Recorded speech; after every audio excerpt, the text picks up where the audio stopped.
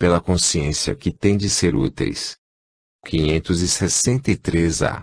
Isso é concebível com relação aos espíritos bons. Acontecerá, entretanto, a mesma coisa com os espíritos inferiores. Os espíritos inferiores têm ocupações apropriadas à sua natureza. Confiais ao trabalhador braçal e ao ignorante os trabalhos do homem intelectual? 564. Entre os espíritos, há os que são ociosos ou que não se ocupem de alguma coisa útil. Sim, mas esse estado é temporário e subordinado ao desenvolvimento de suas inteligências. Certamente que os há, como há homens que só vivem para si mesmos, mas essa ociosidade lhes pesa e, cedo ou tarde, o desejo de progredir faz com que experimentem a necessidade de atividade e se sentirão felizes por poderem tornar-se úteis. Estamos nos referindo a espíritos que chegaram a ponto de terem consciência de si mesmos e do seu livre-arbítrio, porque, em sua origem, são como crianças que acabam de nascer, agindo mais por instinto do que por vontade firme. 565. Os espíritos examinam os nossos trabalhos de arte e se interessam por eles. Examinam o que possa provar a elevação dos espíritos e seus progressos. 566. Um espírito que se dedicou a uma especialidade na Terra, um pintor ou um arquiteto, por exemplo, se interessa mais pelos trabalhos que constituíram objeto de sua predileção durante a vida. Tudo se confunde num objetivo geral. Se for bom, o espírito se interessará por eles desde que lhe permitam auxiliar as almas a se elevarem para Deus. Aliás, esqueceis que um espírito que cultivou certa arte na existência em que o conhecestes pode ter cultivado outra, em outra existência, já que é preciso que saiba tudo para ser perfeito. Assim, conforme o grau do seu adiantamento, pode ser que nenhuma delas constitua uma especialidade para ele. É isso que entendo quando digo que tudo se confunde num objetivo geral. Notai ainda o seguinte: o que é sublime para vós, no vosso mundo atrasado, não passa de infantilidade, comparado ao que há nos mundos mais adiantados. Como pretendeis que os espíritos que habitam esses mundos, onde existem artes que desconheceis, admirem algo que, para eles, não passa do trabalho de um aprendiz? Como eu já vos disse, eles examinam o que possa provar o progresso. 566-A. Compreendamos que seja assim, em relação a espíritos muito adiantados. Entretanto, falamos de espíritos mais vulgares, que ainda não se elevaram acima das ideias terrenas. Para esses, o caso é diferente. Como seu ponto de vista é mais limitado, eles podem admirar o que vós mesmos admirais. 567. Os espíritos se intrometem em nossas ocupações e em nossos prazeres. Os espíritos vulgares, como dizes, sim. Esses vos rodeiam constantemente e por vezes tomam parte muito ativa no que fazeis, conforme suas naturezas. Para impulsionar os homens nos diversos caminhos da vida, é preciso que suas paixões sejam estimuladas ou moderadas. Os espíritos se ocupam das coisas deste mundo segundo o grau de sua elevação ou de sua inferioridade. Certamente, os espíritos superiores dispõem da faculdade de examiná-las em seus mínimos detalhes, mas só o fazem quando isso é útil ao progresso. Somente os espíritos inferiores dão importância relativa às coisas deste mundo, em virtude das lembranças que ainda estão presentes em sua memória e das ideias materiais que neles ainda não se extinguiram. 568. Os espíritos que têm missões a cumprir, cumprem-nas na erraticidade ou na condição de encarnados. Podem cumpri-las em ambos os estados. Para certos espíritos errantes, é uma grande ocupação. 569.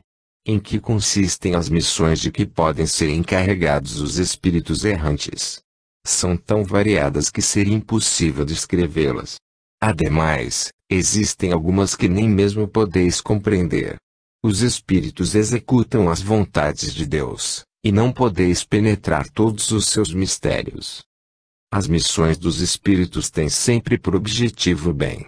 Seja como espíritos, seja como homens, são incumbidos de auxiliar o progresso da humanidade, dos povos ou dos indivíduos, dentro de um círculo de ideias mais ou menos amplas, mais ou menos especiais, de preparar os caminhos para certos acontecimentos e velar pela execução de determinadas coisas. Alguns desempenham missões mais restritas e, de certo modo, pessoais ou inteiramente locais, como assistir os enfermos, os agonizantes, os aflitos, velar por aqueles de quem se fizeram guias e protetores e dirigi-los, pelos conselhos que lhes dão ou pelos bons pensamentos que inspiram. Pode-se dizer que há tantos gêneros de missões quantas as espécies de interesses a resguardar, quer no mundo físico, quer no mundo moral.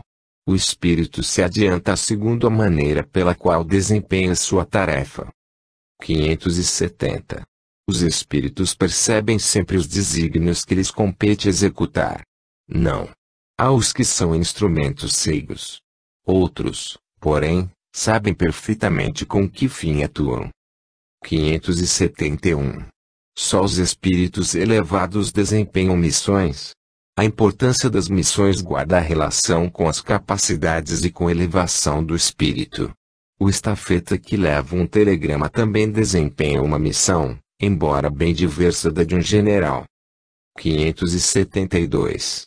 A missão de um espírito lhe é imposta ou depende da sua vontade. Ele a pede e fica feliz em obtê-la. 572-A. A mesma missão pode ser pedida por vários espíritos. Sim, geralmente há muitos candidatos, mas nem todos são aceitos. 573. Em que consiste a missão dos espíritos encarnados? Em instruir os homens, em ajudá-los a progredir, em melhorar suas instituições, por meios diretos e materiais. Mas as missões são mais ou menos gerais e importantes. Aquele que cultiva a terra desempenha uma missão, do mesmo modo que aquele que governa ou que instrui. Tudo se encadeia na natureza. O espírito se depura pela encarnação, concorrendo, ao mesmo tempo, para a execução dos desígnios da providência. Cada um tem sua missão neste mundo, porque todos podem ser úteis em alguma coisa.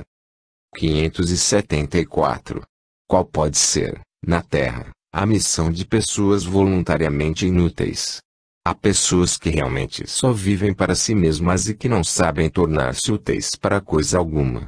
São pobres seres que devemos lamentar, porque espiarão cruelmente sua inutilidade voluntária. Muitas vezes, seu castigo já começa neste mundo, pelo tédio e pelo desgosto que a vida lhes causa. 574-A. Já que podiam escolher, por que preferiram uma existência que não lhes traria nenhum proveito? Entre os espíritos também há preguiçosos que recuam diante de uma vida de trabalho. Deus lhes permite agir assim, mais tarde compreenderão, à própria custa, os inconvenientes de sua inutilidade e eles mesmos pedirão para recuperar o tempo perdido. Pode ser também que tenham escolhido uma vida mais útil e que hajam recuado diante da execução da obra, deixando-se levar pelas sugestões dos espíritos que os induzem à ociosidade. 575. As ocupações comuns mais nos parecem deveres do que missões propriamente ditas. A missão, conforme a ideia associada a esta palavra, tem um caráter de importância menos exclusivo e, sobretudo, menos pessoal. Deste ponto de vista, como se pode reconhecer que um homem tem realmente uma missão na Terra? Pelas grandes coisas que realiza, pelo progresso a que conduz os seus semelhantes. 576. Os homens que trazem uma missão importante foram predestinados a isso antes de nascerem. Têm consciência dessa missão? Algumas vezes, sim, mas quase sempre o ignoram. Ao virem à Terra, têm apenas um vago objetivo. Suas missões só se delineiam após o nascimento e de acordo com as circunstâncias.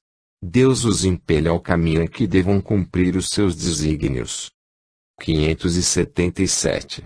Quando um homem faz uma coisa útil, age sempre em virtude de missão anteriormente predestinada, ou pode ter recebido uma missão não prevista.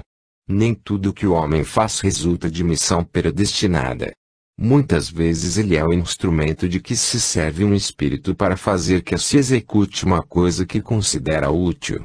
Por exemplo, um espírito julga que seria bom escrever um livro, que ele próprio escreveria se estivesse encanado. Procura, então, o escritor mais apto a compreender e executar o seu pensamento, transmite-lhe a ideia do livro e o dirige na execução. Assim, esse homem não veio à Terra com a missão de fazer tal obra. Dá-se o mesmo com certos trabalhos artísticos ou com as descobertas. Deve-se dizer ainda que durante o sono corpóreo o espírito encarnado se comunica diretamente com o espírito errante, e que os dois se entendem acerca da execução do trabalho. 578. O espírito pode falir em sua missão por sua própria culpa. Sim, se não for um espírito superior. 578-A. Quais são para ele as consequências? Terá que retomar a tarefa, essa sua punição. Depois sofrerá as consequências do mal que haja causado. 579. Já que é de Deus que o espírito recebe a sua missão, como pode Deus confiar missão importante de interesse geral a um espírito capaz de falir? Será que Deus não sabe se o seu general alcançará a vitória ou se será vencido? Claro que sabe, e seus planos, quando importantes, não são confiados aos que hajam de abandonar a obra pela metade. Para vós, toda a questão está no conhecimento que Deus tem do futuro, mas que não vos é concedido. 580. O espírito que encarna para desempenhar uma missão tem o mesmo receio de outro que o faz por provação? Não, ele tem experiência. 581. Os homens que servem de faróis ao gênero humano, que o iluminam com seu gênio, certamente desempenham uma missão. Entre eles, porém, há os que se enganam e que, ao lado de grandes verdades, propagam grandes erros. Como se deve considerar a missão desses homens? Como falseadas por eles próprios. Estão abaixo da tarefa o que se propuseram executar. No entanto, é preciso levar em conta as circunstâncias. Os homens de gênio têm que falar de acordo com as épocas em que vivem. Assim, um ensinamento que pareceu errôneo ou pueril numa época adiantada pode ter sido suficiente para o século em que foi divulgado. 582. Pode-se considerar a paternidade como missão? Sem dúvida, é uma missão. É, ao mesmo tempo, um dever muito grande que envolve, mais do que o homem pensa, a sua responsabilidade quanto ao futuro. Deus colocou o filho sob a tutela dos pais, a fim de que estes o dirijam pelo caminho do bem, e lhes facilitou a tarefa dando à criança uma organização física frágil e delicada, que a torna acessível a todas as impressões. Mas há quem se ocupe mais em endireitar as árvores do seu jardim e fazer que deem bons e abundantes frutos, do que em endireitar o caráter de seu filho. Se este vier a sucumbir por culpa dos pais, sofrerão os genitores as consequências dessa queda, recaindo sobre eles os sofrimentos do filho na vida futura, por não terem feito tudo quanto deles dependia para que o filho avançasse na estrada do bem. 583. Os pais são responsáveis pelo transviamento de um filho que envereda pela senda do mal, apesar dos cuidados que lhe dispensaram. Não, mas quanto piores forem as propensões do filho, tanto mais pesada é a tarefa e tanto maior o mérito dos pais, se conseguirem desviá-lo do mau caminho. 583-A. Se um filho se torna homem de bem, a despeito da negligência ou dos maus exemplos de seus pais, tiram estes algum proveito disto? Deus é justo. 584. Qual pode ser a natureza da missão do conquistador, que só tem em vista satisfazer a sua ambição e que, para alcançar esse objetivo, não recua diante de nenhuma das calamidades que vai espalhando? Na maioria das vezes, não passa de um instrumento de que Deus se serve para cumprimento de seus desígnios, representando essas calamidades um meio para fazer que um povo progrida mais rapidamente. 584-A. Aquele que é instrumento dessas calamidades passageiras não tem nenhuma parte na produção do bem que daí possa resultar, pois que visava apenas a um fim pessoal. Mesmo assim, tirará algum proveito desse bem? Cada um é recompensado de acordo com as suas obras, com o bem que quis fazer e com a retidão de suas intenções. Os espíritos encarnados têm ocupações inerentes às suas existências corpóreas. No estado errante, ou de desmaterialização, tais ocupações são proporcionais ao grau de adiantamento deles. Uns percorrem os mundos, instruem-se e se preparam para a nova encarnação. Outros, mais adiantados, se ocupam com o progresso, dirigindo os acontecimentos e sugerindo ideias que lhes sejam propícias. Assistem os homens de gênio que concorrem para o avanço da humanidade. Há os que encarnam com uma missão de progresso, enquanto outros tomam sob sua tutela os indivíduos, as famílias, os agrupamentos, as cidades e os povos, dos quais se tornam anjos da guarda, gênios protetores e espíritos familiares. Outros, finalmente, presidem aos fenômenos da natureza, de que se fazem os agentes diretos. Os espíritos vulgares se intrometem em nossas ocupações e diversões. Os espíritos impuros ou imperfeitos aguardam, em sofrimentos e angústias, o momento em que Deus lhes proporcione os meios de se adiantarem. Se praticam o mal, é pelo despeito de ainda não poderem gozar do bem. Capítulo 11. Os três reinos. Os minerais e as plantas. 585. Que pensais da divisão da natureza em três reinos, ou melhor, em duas classes, a dos seres orgânicos e a dos inorgânicos? Alguns fazem da espécie humana uma quarta classe. Qual destas divisões é a preferível? Dependendo do ponto de vista, todas são boas. Do ponto de vista material, só existem seres orgânicos e inorgânicos. Do ponto de vista moral, há evidentemente 4 graus. Esses 4 graus apresentam, de fato, características bem distintas, embora seus limites pareçam confundir-se. A matéria inerte, que constitui o reino mineral, só tem em si uma força mecânica. As plantas, embora compostas de matéria inerte, são dotadas de vitalidade. Os animais, também compostos de matéria inerte e igualmente dotados de vitalidade, possuem, além disso, uma espécie de inteligência instintiva, limitada, e a consciência de sua existência e de sua individualidade. O homem, tendo tudo o que há nas plantas e nos animais, domina todas as outras classes por uma inteligência especial, indefinida, que lhe dá a consciência do seu futuro, a percepção das coisas extramateriais e o conhecimento de Deus. 586. As plantas têm consciência de sua existência? Não, elas não pensam. Só têm a vida orgânica. 587. As plantas têm sensações. Sofrem, quando mutiladas. As plantas recebem impressões físicas que atuam sobre a matéria, mas não têm percepções. Consequentemente, não têm a sensação da dor. 588. A força que atrai as plantas umas para as outras independe da vontade delas. Sim, pois elas não pensam.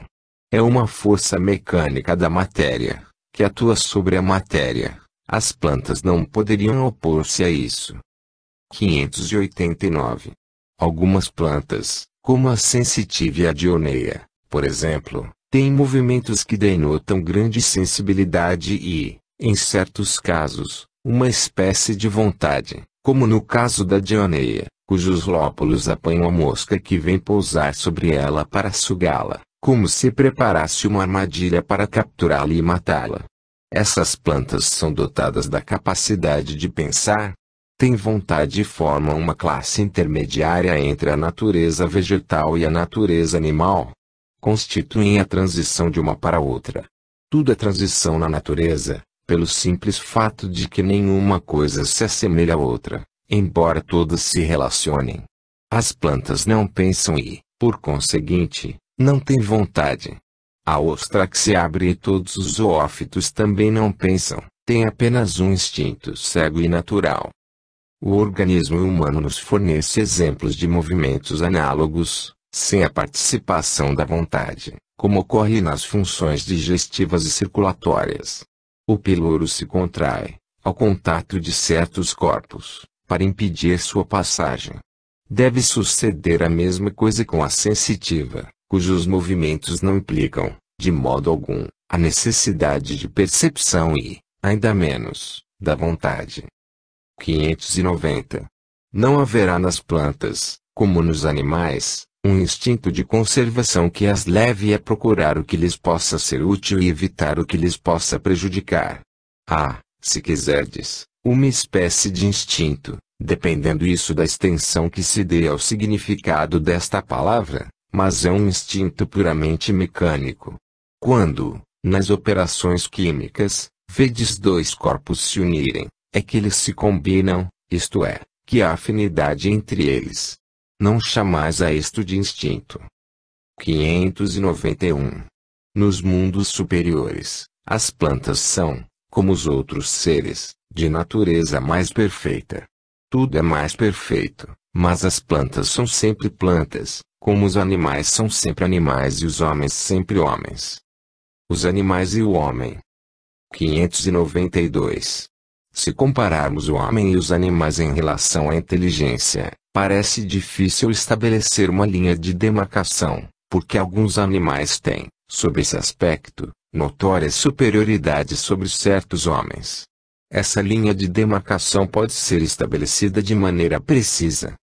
Quanto a esse ponto, os vossos filósofos não estão de acordo em quase nada. Uns querem que o homem seja um animal, e outros que o animal seja um homem. Todos estão errados. O homem é um ser à parte, que desce muito baixo algumas vezes ou que pode elevar-se muito alto. Pelo físico, o homem é como os animais, e bem menos dotado do que muitos deles. A natureza lhes deu tudo que o homem é obrigado a inventar com a sua inteligência, para a satisfação de suas necessidades. É certo que o corpo do homem se destrói como o dos animais, mas o seu espírito tem um destino que só ele pode compreender, porque só ele é completamente livre. Pobres homens, que vos situais abaixo dos brutos. Não sabeis distinguir-vos deles. Reconhecei o homem pela faculdade de pensar em Deus. 593. Podemos dizer que os animais só agem por instinto. Isso ainda é um sistema. É bem verdade que o instinto domina a maioria dos animais. Mas não vês que muitos agem com vontade determinada. É que têm inteligência, embora limitada. Além do instinto, não se poderia negar a certos animais a prática de atos combinados, que denotam vontade de agir em determinado sentido, conforme as circunstâncias. Há, pois, neles uma espécie de inteligência, mas cujo exercício se circunscreve quase exclusivamente aos meios de satisfazerem as suas necessidades físicas e de proverem a sua conservação. Entre eles, não há nenhuma criação, nenhuma melhoria. Seja qual for a arte que admiremos em seus trabalhos, fazem hoje o que faziam outrora, nem melhor, nem pior, segundo formas e proporções constantes e invariáveis. O filhote, isolado dos outros de sua espécie, não deixa de construir o seu ninho de acordo com o mesmo modelo, sem que tenha recebido ensino para isso. Se alguns são passíveis de certa educação, seu desenvolvimento intelectual, sempre bastante limitado, é devido à ação do homem sobre uma natureza maleável, pois não há nenhum progresso que lhe seja próprio. Mesmo esse progresso é efêmero e puramente individual, visto que, entregue a si mesmo, o animal não tarda a voltar aos limites traçados pela natureza. 594. Os animais têm alguma linguagem. Se vos referis a uma linguagem formada de sílabas e palavras, não, se pensais num meio de se comunicarem entre si, eles têm linguagem. Dizem uns aos outros muito mais coisas do que imaginais. A linguagem deles, porém, assim como as ideias que possam ter, são limitadas às suas necessidades. 594-A. Há animais que não têm voz. Estes não parecem destituídos de linguagem. Eles se compreendem por outros meios. Ó, homens, para vos comunicardes reciprocamente, só dispondes da palavra. Que dizeis dos mudos? Sendo dotados da vida de relação, os animais têm meios de se prevenirem e de exprimirem as sensações que experimentam. Julgais que os peixes não se entendem entre si. O homem, pois, não goza do privilégio exclusivo da linguagem. Enquanto a dos animais é instintiva e limitada pelo círculo de suas necessidades e ideias, a linguagem do homem é perfectível e se presta a todas as concepções da sua inteligência. De fato, os peixes que, como as andorinhas, imigram em massa, obedientes ao guia que os conduz, devem ter meios de se comunicarem, de se entenderem e de entrarem em acordo. É possível que disponham de uma vista mais penetrante, que lhes permita distinguir os sinais que façam entre si. Pode ser também que a água seja um veículo que lhes transmita certas vibrações. Seja como for, é incontestável que dispõem de meios para se entenderem, assim como todos os animais que, embora privados de voz, fazem trabalhos em comum. Diante disso, devemos nos admirar de que os espíritos possam comunicar-se entre si, sem o auxílio da palavra articulada. 282. 595. Os animais gozam do livre-arbítrio de seus atos. Os animais não são simples máquinas, como supondes. Contudo, a liberdade de ação de que desfrutam é limitada às suas necessidades, não podendo ser comparada à do homem. Por serem muito inferiores ao homem, os animais não têm os mesmos deveres. A liberdade de que gozam é restrita aos atos da vida material. 596. De onde vem a aptidão de certos animais para imitar a linguagem do homem e por que essa aptidão se revela mais entre as aves do que no macaco, por exemplo, cuja conformação apresenta mais analogia com a humana? De uma conformação peculiar dos órgãos vocais, reforçada pelo instinto de imitação. O macaco imita os gestos, algumas aves imitam a voz. 597. Visto que os animais têm uma inteligência que lhes faculta certa liberdade de ação, haverá neles algum princípio independente da matéria? Sim, e que sobrevive ao corpo. 597-A. Esse princípio é uma alma semelhante à do homem. É também uma alma, se quiserdes, dependendo do sentido que se der a esta palavra, mas inferior à do homem. Entre a alma dos animais e a do homem há tanta distância quanto a que existe entre a alma do homem e Deus. 598. Após a morte, a alma dos animais conserva sua individualidade e a consciência de si mesma. Sua individualidade, sim, mas não a consciência do seu eu. A vida inteligente permanece em estado latente. 599. A alma dos animais pode escolher a espécie de animal em que vai encarnar? Não, a alma dos animais não tem o livre-arbítrio. 600. Sobrevivendo ao corpo em que habitou, a alma do animal fica num estado errante semelhante ao em que se acha o homem após a morte. Fica numa espécie de erraticidade, já que não está mais unida ao corpo, mas não é um espírito errante. O espírito errante é um ser que pensa e age por sua livre vontade, o dos animais não tem a mesma faculdade. É a consciência de si mesmo que constitui o principal atributo do espírito. Após a morte, o espírito do animal é classificado pelos espíritos que se encarregam dessa tarefa e utilizado quase imediatamente, não dispõe de tempo para se relacionar com outras criaturas. 601. Os animais estão sujeitos a uma lei progressiva, como os homens. Sim, e é por isso que nos mundos superiores, onde os homens são mais adiantados, os animais também o são, dispondo de meios de comunicação mais desenvolvidos. Entretanto, são sempre inferiores e subordinados ao homem, para o qual representam servidores inteligentes. Nada há nisso de extraordinário. Tomemos os nossos animais mais inteligentes, como o cão, o elefante, o cavalo, e os imaginemos dotados de uma conformação apropriada aos trabalhos manuais. O que não fariam sob a direção do homem? 602. Os animais progridem, como o homem, por ato da própria vontade, ou pela força das coisas. Pela força das coisas, razão porque não há expiação para eles. 603. Nos mundos superiores, os animais conhecem a Deus? Não. Para eles, o homem é um Deus, como outrora os espíritos eram deuses para os homens. 604.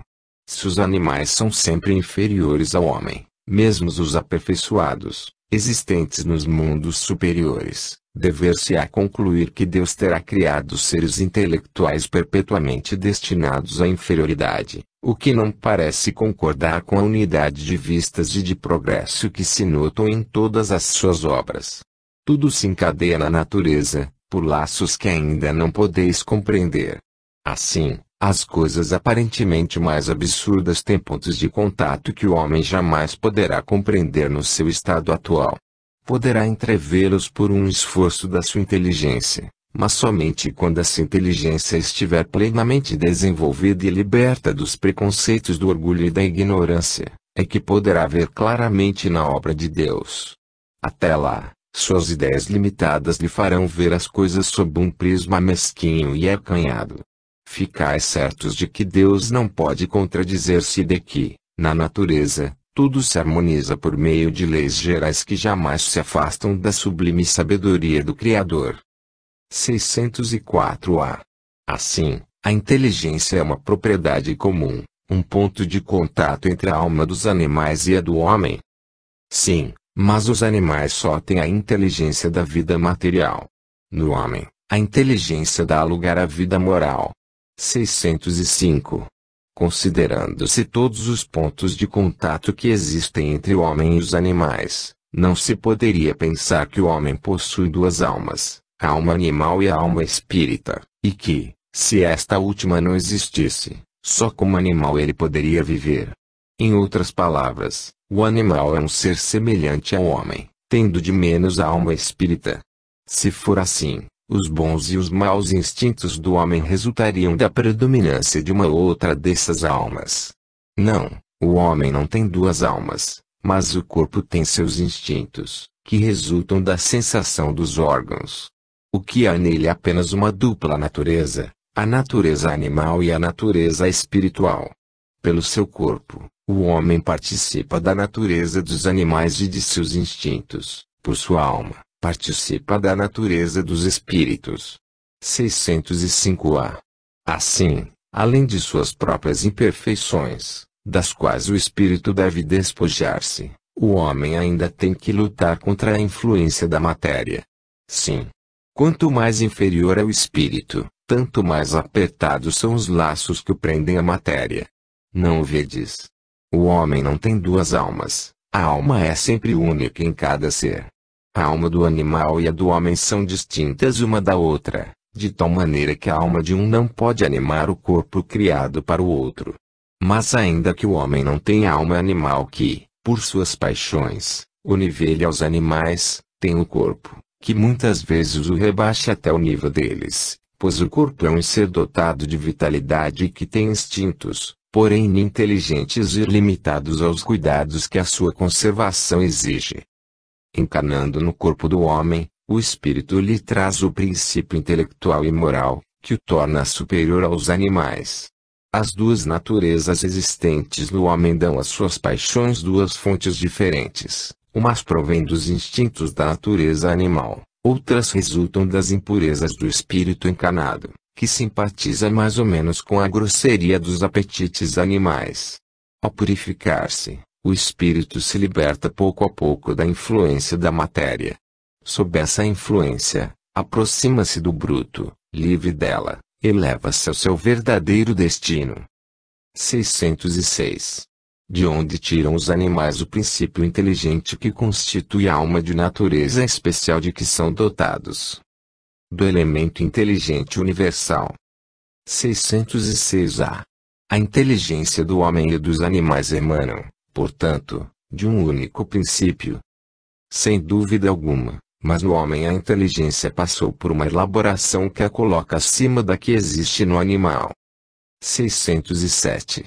Foi dito que a alma do homem, em sua origem, corresponde ao estado de infância na vida corpórea, que sua inteligência apenas desabrocha e se ensaia para a vida, 190.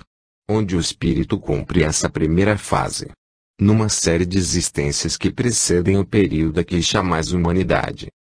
607-A. Assim, poder-se-ia considerar a alma como tendo sido o princípio inteligente dos seres inferiores da criação. Já não dissemos que tudo se encadeia na natureza e tende para a unidade? É nesses seres, que estás longe de conhecer inteiramente, que o princípio inteligente se elabora, se individualiza pouco a pouco e se ensaia para a vida. É, de certo modo, um trabalho preparatório, como o da germinação, por efeito do qual o princípio inteligente sofre uma transformação e se torna espírito.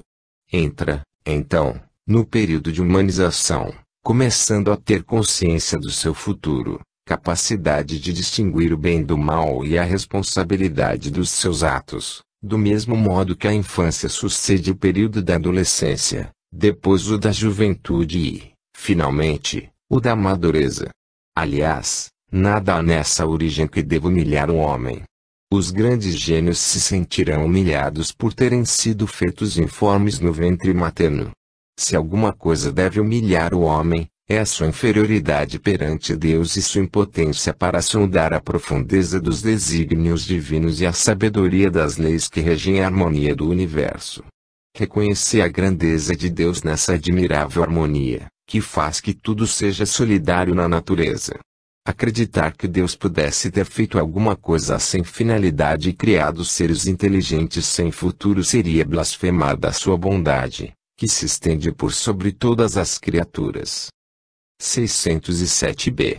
Esse período de humanização começa na Terra. A Terra não é o ponto de partida da primeira encarnação humana. Geralmente, o período de humanização começa em mundos ainda mais inferiores. Isto, entretanto, não é regra absoluta, pois pode acontecer que um espírito, desde o seu início humano, esteja apto a viver na Terra. Esse caso não é frequente, seria antes uma exceção. 608. Após a morte, o espírito do homem tem consciência de suas existências anteriores ao período de humanização? Não, pois não é nesse período que começa a sua vida de espírito. Ele mal se lembra de suas primeiras existências humanas, exatamente como o homem já não se lembra dos primeiros tempos de sua infância e ainda menos do tempo que passou no ventre materno. É por isso que os espíritos dizem que não sabem como começaram. 78. 609. Depois que entra no período de humanização, o espírito conserva alguns vestígios do que era precedentemente, isto é, do estado em que se achava no período a que se poderia chamar ante-humano. Depende da distância que separa os dois períodos e do progresso realizado. Durante algumas gerações, ele pode conservar vestígios mais ou menos pronunciados do estado primitivo, pois nada se faz na natureza por brusca transição. Há sempre anéis que ligam as extremidades da cadeia dos seres e dos acontecimentos, mas esses vestígios se apagam com o desenvolvimento do livre-arbítrio.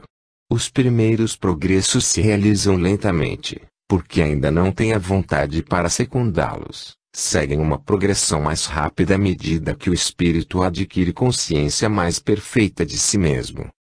610. Ter-se-ão enganados os espíritos que disseram que o homem é um ser à parte na ordem da criação? Não, mas a questão não tinha sido desenvolvida e há coisas que não podem vir senão a seu tempo. De fato, o homem é um ser à parte, visto possuir faculdades que o distinguem de todos os outros e ter outro destino. A espécie humana é a que Deus escolheu para a encarnação dos seres que podem conhecê-lo. Metempsicose. 611. O fato de os seres vivos terem uma origem comum no princípio inteligente não é a consagração da doutrina da metempsicose. Duas coisas podem ter a mesma origem e absolutamente não se assemelharem mais tarde. Quem reconheceria a árvore, suas folhas, flores e frutos no germe informe contido na semente de onde ela saiu?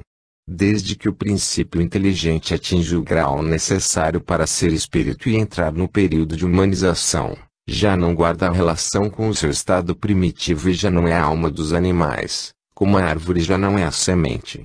No homem, só resta do animal o corpo e as paixões que nascem da influência do corpo e do instinto de conservação inerente à matéria. Não se pode, pois, dizer que tal homem é a encarnação do espírito de tal animal. Consequentemente, a metempsicose, tal como a entendem, não é exata. 612. O espírito que animou o corpo de um homem poderia encarnar num animal? Isso seria retrogradar, e o espírito não retrograda. O rio não remonta à sua nascente. 118. 613. Por mais errônea que seja, a ideia da metempsicose não resultaria do sentimento intuitivo que o homem possui de suas diferentes existências. Esse sentimento intuitivo está presente nessa crença, como em muitas outras. O homem, porém, o desnaturou, como costuma fazer com a maioria de suas ideias intuitivas. A metempsicose seria verdadeira se por esse termo se entendesse a progressão da alma de um estado inferior a um estado superior, em que adquirisse desenvolvimentos que lhe transformassem a natureza. Mas é falsa no sentido de transmigração direta da alma do animal para o homem e vice-versa, o que implicaria a ideia de retrogradação ou de fusão. Ora, o fato de não poder realizar-se essa fusão entre os seres corpóreos das duas espécies mostra que essas espécies se encontram em graus não assimiláveis, devendo dar-se o mesmo com relação aos espíritos que as animam. Se o mesmo espírito pudesse animá-las alternativamente, haveria, como resultado, uma identidade de natureza, traduzindo-se pela possibilidade da reprodução material. A reencarnação, tal como os espíritos a ensinam, se baseia, ao contrário, na marcha ascendente da natureza e na progressão do homem, dentro da sua própria espécie, o que em nada lhe diminui a dignidade. O que o rebaixa é o mau uso que ele faz das faculdades que Deus lhe concedeu para o seu adiantamento. Seja como for, a antiguidade e a universalidade da doutrina da metempsicose, bem assim o número de homens eminentes que a professaram, provam que o princípio da reencarnação tem suas raízes na própria natureza. São, pois, antes argumentos a seu favor do que contrários a esse princípio. O ponto de partida do espírito é uma dessas questões que se ligam ao princípio das coisas e que fazem parte dos segredos de Deus. Não é permitido ao homem conhecê-las de maneira absoluta, só lhe sendo possível fazer a tal respeito algumas suposições e construir sistemas mais ou menos prováveis. Os próprios espíritos estão longe de tudo saberem e, acerca do que não sabem, também podem ter opiniões pessoais mais ou menos sensatas.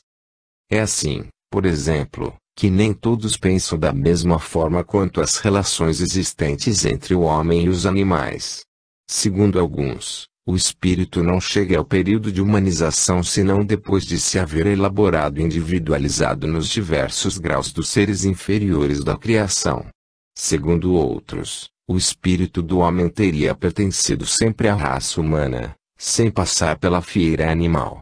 O primeiro desses sistemas tem a vantagem de dar um objetivo ao futuro dos animais, que formariam então os primeiros elos da cadeia dos seres pensantes.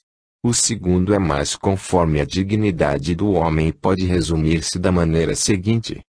As diferentes espécies de animais não procedem intelectualmente umas das outras pela via da progressão. Assim, o espírito da ostra não se torna sucessivamente o do peixe, do pássaro, do quadrúpede e do quadrumano. Cada espécie constitui, física e moralmente, um tipo absoluto, aurindo cada indivíduo na fonte universal a quantidade de princípio inteligente que lhe seja necessária, de acordo com a perfeição de seus órgãos e com a obra que tenha de executar nos fenômenos da natureza, quantidade que, por sua morte, é devolvida à massa.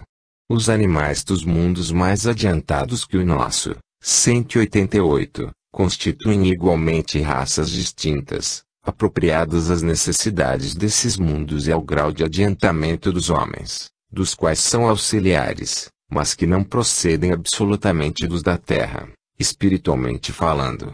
Com o homem não sucede a mesma coisa. Do ponto de vista físico, ele forma, evidentemente, um elo da cadeia dos seres vivos, mas, do ponto de vista moral, há solução de continuidade entre o homem e o animal. O homem possui, como propriedade sua, alma ou espírito, centelha divina que lhe dá ao senso moral e um alcance intelectual que os animais não possuem. É o seu ser principal, preexistente e sobrevivente ao corpo, e que conserva sua individualidade. Qual é a origem do espírito? Onde está o seu ponto de partida? Forma-se do princípio inteligente individualizado. Eis um mistério que seria inútil tentar devassar e sobre o qual, como dissemos, só podemos construir sistemas. O que é certo, o que ressalta ao mesmo tempo do raciocínio e da experiência é a sobrevivência do espírito, a conservação de sua individualidade após a morte, sua faculdade de progredir, seu estado feliz ou infeliz, proporcional ao seu adiantamento no caminho do bem e todas as verdades morais decorrentes deste princípio. Quanto às relações misteriosas que existem entre o homem e os animais, isso, repetimos, está nos segredos de Deus, como tantas outras coisas cujo conhecimento atual não importa ao nosso progresso e sobre as quais seria inútil nos determos. Livro 3º. Leis Morais. Capítulo 1. Lei divina ou natural. Características da lei natural. 614. Que se deve entender por lei natural? A lei natural é a lei de Deus. É a única verdadeira para a felicidade do homem. Indica-lhe o que deve fazer ou não fazer, e ele só é infeliz porque dela se afasta. 615. A lei de Deus é eterna. É eterna e imutável como o próprio Deus. 616.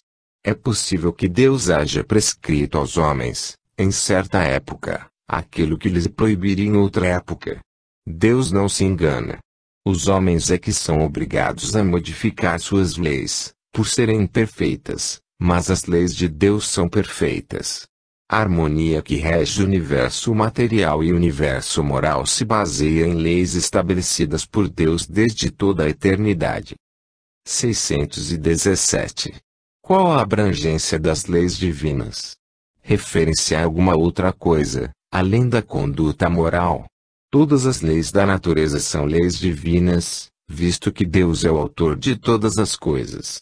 O sábio estuda as leis da matéria, o homem de bem estuda e pratica as leis da alma. 617-A. É permitido ao homem aprofundar-se nessas leis? Sim, mas uma única existência não lhe basta para isso. Que são, de fato, alguns anos para se adquirir tudo o que constitui o ser perfeito, mesmo se considerada apenas a distância que separa o selvagem do homem civilizado. A mais longa existência que se possa imaginar é insuficiente, e mais insuficiente ainda quando é curta, como acontece com a maior parte dos homens. Entre as leis divinas, umas regulam o movimento e as relações da matéria bruta, são as leis físicas, cujo estudo pertence ao domínio da ciência. As outras dizem respeito especialmente ao homem em si mesmo e às suas relações com Deus e com seus semelhantes. Abrangem tanto as regras da vida do corpo quanto as da vida da alma, são as leis morais. 618. As leis divinas são as mesmas para todos os mundos. A razão nos diz que elas devem ser apropriadas à natureza de cada mundo e proporcionais ao grau de adiantamento dos seres que os habitam. Origem e conhecimento da lei natural. 619. Deus facultou a todos os homens os meios de conhecerem sua lei. Todos podem conhecê-la, mas nem todos a compreendem. Os homens de bem e os que desejam pesquisá-la são os que melhor a compreendem. Todos, entretanto, a compreenderão um dia, pois é preciso que o progresso se realize. A justiça das diversas encarnações do homem é uma consequência deste princípio, pois a cada nova existência sua inteligência se acha mais desenvolvida e ele compreende melhor o que é bem e o que é mal. Se, para ele, tudo tivesse que se realizar numa única existência, qual seria a sorte de tantos milhões de seres que morrem todos os dias no embrutecimento da selvageria ou nas trevas da ignorância, sem que deles tenha dependido o próprio esclarecimento. 171 e 222. 620. Antes de se unir ao corpo, a alma compreende melhor a lei de Deus do que após a sua encarnação.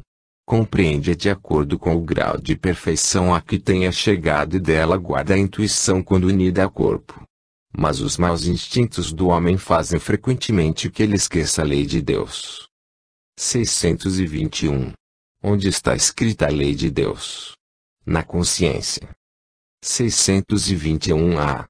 Uma vez que o homem traz em sua consciência a lei de Deus, que necessidade havia de lhe ser ela revelada? Ele a tinha esquecido e desprezado, Deus quis que ela lhe fosse lembrada. 622. Deus confiou a alguns homens a missão de revelar sua lei? Sim, certamente. Em todos os tempos houve homens que receberam essa missão. São espíritos superiores, encarnados com o objetivo de fazer a humanidade progredir. 623. Os que têm pretendido instruir os homens na lei de Deus não se enganaram algumas vezes, fazendo-os transviar-se frequentemente por meio de falsos caminhos. Os que não eram inspirados por Deus e que, por ambição, se atribuíram uma missão que não lhes fora confiada certamente podem ter dado causa a que os homens se transviassem. Entretanto, como eram, afinal, homens geniais, mesmo entre os erros que ensinaram, muitas vezes se encontram grandes verdades. 624. Qual o caráter do verdadeiro profeta? O verdadeiro profeta é um homem de bem, inspirado por Deus. Podeis reconhecê-lo pelas suas palavras e pelos seus atos. Deus não pode servir-se da boca do mentiroso para ensinar a verdade. 625. Qual o tipo mais perfeito que Deus se ofereceu ao homem para lhe servir de guia e modelo? Jesus. Para o homem, Jesus representa o tipo da perfeição moral a que a humanidade pode aspirar na Terra. Deus não o oferece como o mais perfeito modelo, e a doutrina que ensinou é a mais pura expressão de sua lei, porque, sendo Jesus o ser mais puro que já apareceu na Terra, o Espírito Divino o animava. Se alguns dos que pretenderam instruir o homem na lei de Deus algumas vezes o transviaram por meio de falsos princípios, foi porque se deixaram dominar por sentimentos demasiado terrenos e porque confundiram as leis que regulam as condições da vida da alma com as que regem a vida do corpo. Muitos deles apresentaram como leis divinas o que eram simples leis humanas, criadas para servir às paixões e para dominar os homens. 626. As leis divinas e naturais só foram reveladas aos homens por Jesus. Antes dele, as pessoas só as conheciam por intuição. Já não dissemos que elas estão escritas por toda parte. Todos os homens que meditaram sobre a sabedoria puderam compreendê-las e ensiná-las, desde os séculos mais remotos. Por meio de seus ensinos, mesmo incompletos, prepararam o terreno para receber a semente. Estando as leis divinas escritas no livro da natureza, o homem pôde conhecê-las quando quis procurá-las. É por isso que os preceitos que elas consagram têm sido proclamados em todos os tempos pelos homens de bem, e é também por isso que encontramos os seus elementos na doutrina moral de todos os povos que já saíram da barbárie, mesmo que incompletos ou desfigurados pela ignorância e pela superstição. 627. Já que Jesus ensinou as verdadeiras leis de Deus, qual a utilidade do ensino dado pelos Espíritos? Terão eles mais alguma coisa a nos ensinar? Muitas vezes a palavra de Jesus era alegórica e em forma de parábolas, porque ele falava de acordo com a época e os lugares. Agora, é preciso que a verdade seja inteligível para todos. É necessário explicar e desenvolver aquelas leis, já que pouquíssimos são os que as compreendem e menos ainda os que as praticam. Nossa missão é abrir os olhos e os ouvidos de todos para confundir os orgulhosos e desmascarar os hipócritas, que da religião e da virtude só guardam aparência, a fim de ocultarem suas torpezas. O ensino dos Espíritos deve ser claro e sem equívocos, de sorte que ninguém possa alegar ignorância e todos possam julgá-lo e apreciá-lo com a razão. Estamos incumbidos de preparar o reino do bem anunciado por Jesus. Daí a necessidade de que ninguém possa interpretar a lei de Deus ao sabor de suas paixões, nem falsear o sentido de uma lei toda de amor e de caridade. 628. Porque nem sempre a verdade foi colocada ao alcance de todos. É necessário que cada coisa venha a seu tempo. A verdade é como a luz, é preciso habituar-se a ela pouco a pouco, senão ofusca. Deus jamais permitiu que o homem recebesse comunicações tão completas e instrutivas como as que hoje lhe são dadas. Havia na antiguidade, como sabeis, alguns indivíduos que tinham a posse do que consideravam uma ciência sagrada, e da qual faziam mistério para aqueles que eram tidos como profanos. Pelo que conheceis das leis que regem esses fenômenos, deveis compreender que eles recebiam apenas algumas verdades esparsas, dentro de um conjunto equívoco e, na maioria dos casos, emblemático. Entretanto, para o homem estudioso, não há nenhum sistema antigo de filosofia, nenhuma tradição, nenhuma religião que seja desprezível, porque todos encerram germes de grandes verdades que, embora pareçam contraditórias entre si, já que estão dispersas em mil acessórios sem fundamento, são facilmente coordenáveis, graças à chave que o Espiritismo vos dá de uma infinidade de coisas que até aqui vos pareciam sem razão alguma, e cuja realidade está hoje demonstrada de maneira incontestável. Não deixeis de tirar temas de estudo desses materiais. Eles são riquíssimos e podem contribuir bastante para vossa instrução. O bem e o mal. 629. Que definição se pode dar da moral? A moral é a regra de bem proceder, isto é, a distinção entre o bem e o mal. Funda-se na observância da lei de Deus. O homem procede bem quando faz tudo pelo bem de todos, porque então cumpre a lei de Deus. 630. Como se pode distinguir o bem do mal? O bem é tudo o que é conforme à lei de Deus, e o mal é tudo o que dela se afasta. Assim, fazer o bem é proceder de acordo com a lei de Deus. Fazer o mal é infringir essa lei. 631. O homem tem meios de distinguir por si mesmo o que é bem do que é mal. Sim, quando crê em Deus e o quer saber. Deus lhe deu inteligência para distinguir um do outro. 632. Por estar sujeito ao erro, o homem não pode enganar-se na apreciação do bem e do mal e crer que faz o bem, quando na realidade faz o mal. Jesus vos disse: vede o que gostarias que vos fizessem ou não vos fizessem. Tudo se resume nisso. Não vos enganareis. 633. A regra do bem e do mal, que se poderia chamar de reciprocidade ou de solidariedade, não pode ser aplicada à conduta pessoal do homem para consigo mesmo. Achará ele, na lei natural, a regra dessa conduta e um guia seguro. Quando comeis em excesso, isso vos fez mal. Pois bem, é Deus quem vos dá a medida do que necessitais. Quando ultrapassais essa medida, sois punidos. Dá-se o mesmo em tudo. A lei natural traça para o homem o limite de suas necessidades. Quando lhe ultrapassa, é punido pelo sofrimento. Se o homem sempre escutasse essa voz que lhe diz basta, evitaria a maior parte dos males de que acusa a natureza. 634. Porque o mal está na natureza das coisas. Falo do mal moral. Deus não podia ter criado a humanidade em melhores condições? Já te dissemos, os espíritos foram criados simples e ignorantes. 115. Deus deixa ao homem a escolha do caminho. Tanto pior para ele, se toma o mau caminho, sua peregrinação será mais longa. Se não existissem montanhas, o homem não compreenderia que se pode subir e descer, e se não existissem rochas, não compreenderia que há corpos duros. É preciso que o espírito adquira experiência e, para isso, é necessário que conheça o bem e o mal. Eis porque a união do espírito ao corpo.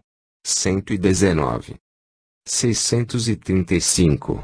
As diferentes posições sociais criam necessidades novas, que não são as mesmas para todos os homens. Não fica parecendo que a lei natural não constitui regra uniforme. Essas diferentes posições estão na natureza